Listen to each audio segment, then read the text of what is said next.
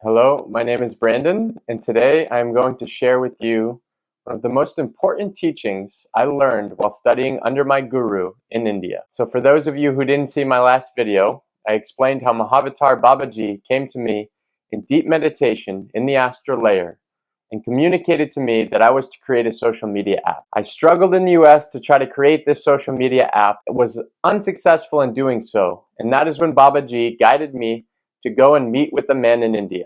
A man who later Babaji confirmed to me was Lord Krishna and was to be my embodied guru. So following the guidance of my guru Mahavatar Babaji, I booked a trip to India for 2 weeks, thinking this would be more than enough time to go and meet with Guru Krishna and to gather the resources necessary in order to complete the task Babaji had set out for me. After spending no more than 2 days in India, I then went and took off to meet Guru Krishna. And after hearing the stories of his devotion to Mahavatar Babaji and all of the tasks Mahavatar Babaji had set for him in this life, I was absolutely blown away by his knowledge, by his grace, by his absolute beauty, internally and externally. To say that he was magnetic is an understatement. Knowing that I only had 2 weeks in India, I wanted to spend every single second absorbing knowledge from Guru Krishna. Whatever he had to offer, I was there ready to receive. It had been a deep desire of mine to be in the presence of an embodied guru. For all of those who have studied the take-home lessons for Paramahansa Yogananda, you'll understand this deep longing. As beautiful as it is to commune with your guru in deep meditation, it is so wonderful to be able to be in their physical presence and experience their auras, their energies, and to bow and touch their feet and to offer gratitude to them and to learn from them directly. It is an absolute blessing, and I am so lucky and so fortunate to have been able to experience such a thing. So no time was to be wasted because I only had 2 weeks. And I was there no longer than 4 days with my guru when he said that we were going to Goa in order to complete a yagya to prevent nuclear war and to protect Mother Nature. And I said, okay, let's go. Prior to leaving for Goa, my guru pulled 250 rupees out of his pocket. And he said, you see this 250 rupees?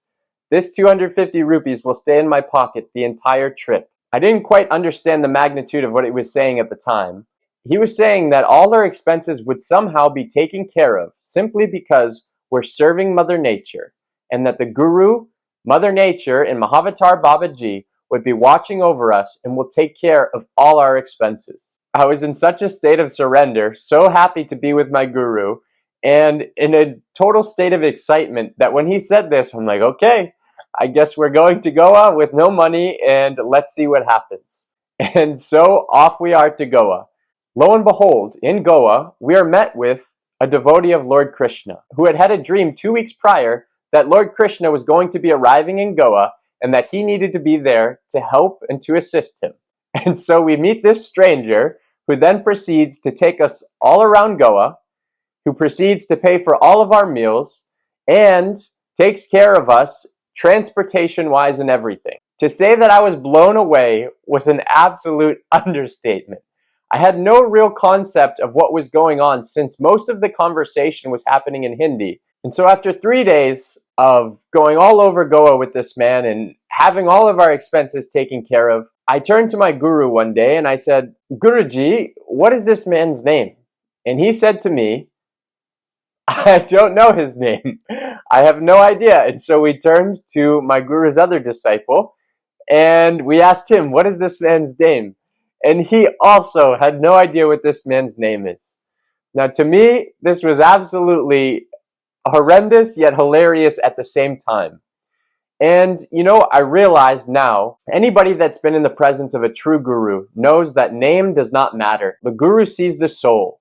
And if you serve a guru, he will offer you 100 times the return whatever you offer him. And so definitely we went and asked the man's name. And he told us it was Jayesh, and Jayesh became a devotee of my guru and also a beloved friend of mine. But to be in such a position where this man was taking such good care of us, for me not to even know his name after 3 days just goes to show you the devotion and the amount of influence spiritual energies have over people and over situations, especially when you are serving Mother Nature and you are serving a higher purpose. This was the exact teaching I needed in order to make one of the most important decisions of my life. As I told you, it was only 2 weeks that I planned to stay in India. And on our way back from Goa, we're sitting in the back of this car. It's very hot out. I'm not used to the Indian environment. I did not pack properly for the hot weather. And I just remember sweating and realizing, am I on my way home now? Because we had stayed in Goa, the 2 weeks were up. The second we arrived back home from Goa, I would be on a plane back home. And so I couldn't fathom that it was all over. But at the same time, I had a lot on my mind, thinking, I have family in the United States. They think I'm only leaving for 2 weeks. I have younger siblings, older siblings. I had a life in the United States, and I have business partners in the United States. What will my parents think? How am I going to financially be able to afford staying in India? Because I really had no money in the bank when I left for India in the first place. And all these thoughts are rushing through my mind. And so naturally, I turned to my Guru Krishna and I said, Guruji, what do I do? Do I go home or do I stay here in India? He said, well, son, I can teach you from the United States if you choose to return home, but it may be difficult. There may be confusions. It's not going to be so direct. But if you're here, definitely I can teach you more easily. However, I cannot make this decision for you. For this decision, you have to go through your inner eye. Naturally, I just wanted a yes or a no from him. But of course, with all the confusions going on in my mind and the hot weather getting to me and just the traffic and everything going on, I started to really sweat. And I didn't know exactly what the right choice was.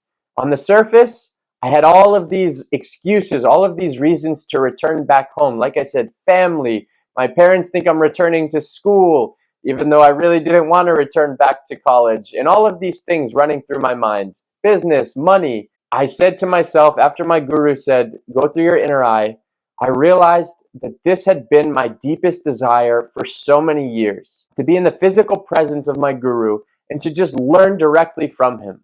How foolish could I be to think that, oh yes, 2 weeks is enough time. It's time for me to return home. And so, after lots of sweat and lots of contemplation in the backseat of that car, I called the airlines and put my return flight on open. What I didn't realize at the time is that upon returning back to my guru's home in India and him pulling the 250 rupees out of his pocket, just as he said he would do prior to us leaving, I realized that he had taught me such an important lesson. And that lesson enabled me to make the right decision to stay in India. That lesson was, if you surrender yourself to Guru and to Mother Nature and Guru will take care of all things. You see, in my mind, I was so used to the rush of life. I was so used to listening to the mind, running with the mind, always being worried, always being concerned. I don't have enough money. I don't have enough this. I don't have enough that. I need to do this, I need to do that. We're always constantly stimulated with problems, concerns that really don't exist. They only exist in the mind. If you take a look at reality, and if you allow Mother Nature to guide you, and you allow the inner guru to guide you, you'll come to realize that all of this is simply illusion. Most of what's going on in our lives, we create within our minds. We create problems. We create joys, we create failures, we create successes. But in reality, everything comes from Mother Nature. And Mother Nature is guiding us every single moment of every single day. The more we allow her to guide us properly, the more joy and deep satisfaction we will experience in our lives. And so the risk I was taking when I was in India and I decided to stay beyond my 2 weeks was maybe the illusion of happiness is me returning to the United States. Maybe the illusion I was experiencing was, if I'm not in the United States, my life won't be on the right path. But that was only an illusion. The reality was, I needed to take my guru's teaching, and that was to surrender to Mother Nature and let her take care of all things. I had this irrational fear that, I didn't have enough money to stay in India. My parents are going to be so upset. My family, what are they going to think? What's all these problems? All of these were simply illusions. And in that car, I decided in that moment, Mother Nature is going to take care of me because I am here to take care of her. And I'm going to devote my life to Mother Nature, just as my Guru Krishna has done. And I will do so under the guidance of Mahavatar Babaji, my Param Guru. And this teaching worked wonders for me because there's so many challenges in life that we face. And if we face it on our own, without the guidance of a true guru like Mother Nature, then these decisions can end us, can ruin us, can really take us down the wrong path. So many people wake up later in life realizing that the life they have lived is not even their own. They've simply done what the illusions of their mind and the illusions of society have told them to do so. But this mistake can be avoided all simply by surrendering to Mother Nature and listening to her guidance. This is just one of many stories, many wonderful stories of my time in India. If you guys have any questions, please feel free to leave them in the comment section below, or feel free to contact me, as I'll leave my email or my Instagram so you can reach out to me in the description of this video. Again, thank you all so much for watching. Jai Guru, and I will see you next time.